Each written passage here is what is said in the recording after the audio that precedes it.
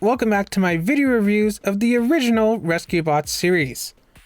Today we're taking a look at the episode The Alien Invasion of Griffin Rock.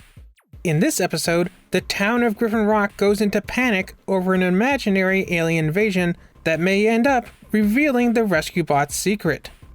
As we begin this episode, we see a news broadcast of Graham and Boulder trying to save a truck and its driver from going over the edge of a cliff.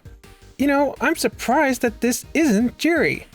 So they save the driver, but the poisonous payload plunges off the cliff. Luckily, Chase catches it.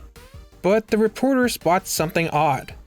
Is this not proof of what I've suspected and reported all along? That aliens are living here in Griffin Rock? That, a crop circle. Technically, it's not a crop or a circle. That's where the mayor and his wife have the grass cut for their weekly picnic. Aw, look at the cute little doggy! Back at the firehouse, they decide that if lives are in danger, they shouldn't hesitate to act, even if it means revealing themselves. Which, honestly, I would think would go without saying. And aside from one occasion in the first episode, or Cody himself, of course, when has anyone ever questioned anything the Rescue Bots have done? I mean, if I were one of the townsfolk of Griffin Rock, I'd just chalk it up to the Rescue Bots doing what they were programmed to. I mean, it's not like they're pretending that they're Robotech fighters or something, where they have to be piloted by a human. Although, in this episode, they kind of suggest that. Dad? Nobody is driving Chase. Even though I never got that impression from previous episodes. Honestly, I don't see why the townsfolk would question how much autonomy the Rescue Bots have or don't. So apparently Mr. Prescott paid Doc Green to build this SETI satellite. I'm starting to get Mulder vibes from this guy. Back at the firehouse, Cody is putting on a movie for the Rescue Bots. Aww, this reminds me of when he watched movies with the recruits. I didn't know that this was something that he started doing way back in the original series. Although, I guess technically the first movie they ever watched together was that old Robbie the Robot movie back in episode 1. And I love hearing what type of movies each of the Rescue Bots want to watch. I vote for an action film, preferably with high-speed pursuits. Comedy, please. I am so in the mood to laugh. Ooh, how about a romance? Forget that. Put on a war movie. Oh, it's so cute. Unfortunately for the Rescue Bots, Cody chooses a historical documentary. Oh, Please you're get me to killing something me. Cody, this hurts inside. Although, I love how it sounds like Maurice LaMarche is doing a Werner Herzog impression. Suspicious of us. We must not yet reveal ourselves to those on the island. Who you may know from Rick and Morty, I've dwelt among the humans. Their entire culture is built around their penises. or from The Mandalorian. It is good to restore the natural order of things after a period of such disarray. Don't you agree? But Mr. Prescott intercepts the documentary's audio and assumes that it's an alien invasion. Huxley Prescott reporting live from my new SETI dish. I intercepted this secret communication sent to Griffin Rock from outer space. Soon, 10 ships will arrive, followed by 10 more. Oh, come on. How can I not say anything about how Danny is posed here? Seriously? I mean, just look at her. Look at her. Wait, where were we? Oh, right. So, Mr. Prescott's news broadcast sends the town into a frenzy. But I just saw your husband earlier, Mrs. Pruitt. Edgar is not a giant cockroach from Mars. So that's why the truck driver wasn't Jerry and his name was Edgar?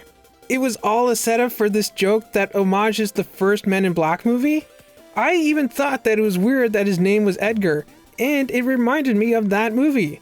But I didn't say anything about it. Oh my god, I love this show. Well, the pop culture references don't stop there, as we also get one of E.T. If we come across an alien, I hope it's just that small squishy one who's looking for a phone. E.T. Phone home.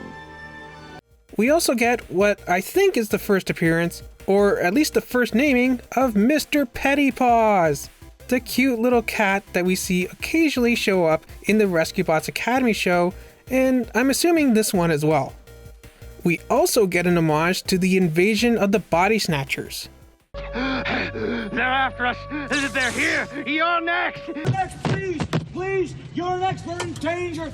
So the team goes to the power plant to find out what's going on with the brownouts.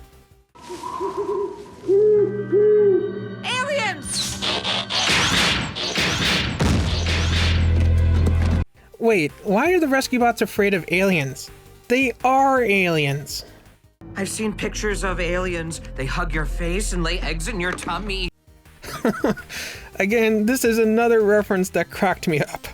This time to the Alien franchise. No, they're round blobs that swallow everything in their path, including vehicles. Wait, was that a blob reference? That is incorrect. Aliens are cloaked hunters, but they can't see you if you're covered in mud. Predator? Just to remind you, we're aliens. That's what I said.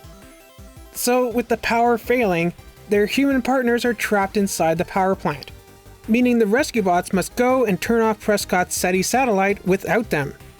They manage to destroy the dish before it overloads, but they draw the suspicion of Prescott and Frankie.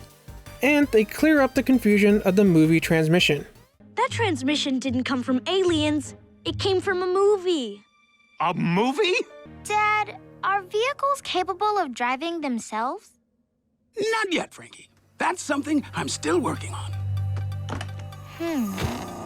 I guess this was made before self-driving cars.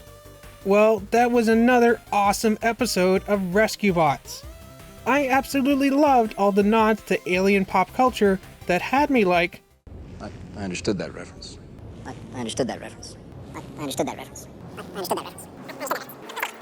and I also liked that they referenced the fact that there are tunnels under Griffin Rock connected to the firehouse. I knew they'd bring that up again. And it's interesting that we finally get some suspicion of some of the townsfolk about the rescue bots possibly being more than meets the eye. Again, I loved this episode. I cannot wait to watch more. But for now, don't forget to let me know what you thought of this episode down in the comments.